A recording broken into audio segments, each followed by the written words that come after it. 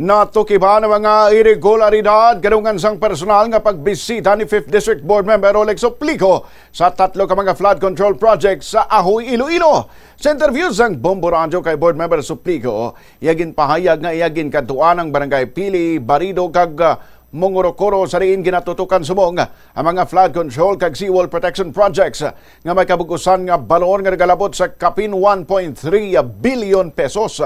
Suro kay Soplico, isa sa iya nakitaan nga problema amo ang seawall project sa barangay Barido sa riin wala matapos ang floor slab kag kulang inisang pundasyon nga dapat gintukod sang kontraktor. Ini nga proyekto ang ginapatuman sang Accelerated Metal Technology and Construction Incorporated nga may base sa Quezon City kag may contract price nga 39.97 million pesos kag may completion date nga March 20, 2023. Sa iya pagpangusisa man sa mga pumuluyo, iya nabatian nga may mga problema man sa proyekto nga ginahimo sang F. Gorea Construction Incorporated kung sa rin ginagamitan sa gagmay nga armor rocks nga ginakabig ni Soplico nga hindi nagakabagay para sa proteksyon kontra sa dalagko nga balod.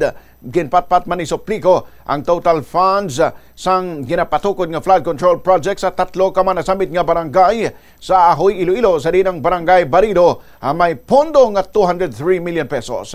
Barangay Pili nga may 240 million pesos kag barangay Mongorokoro nga may 411 million pesos.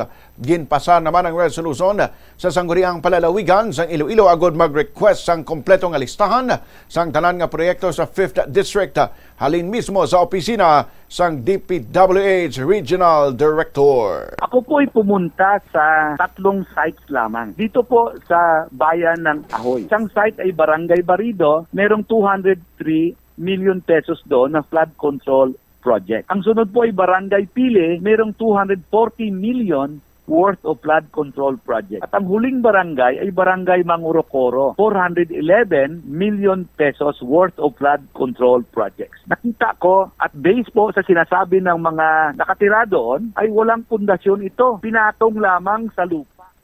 Nabarian si Board Member Olex Soplico.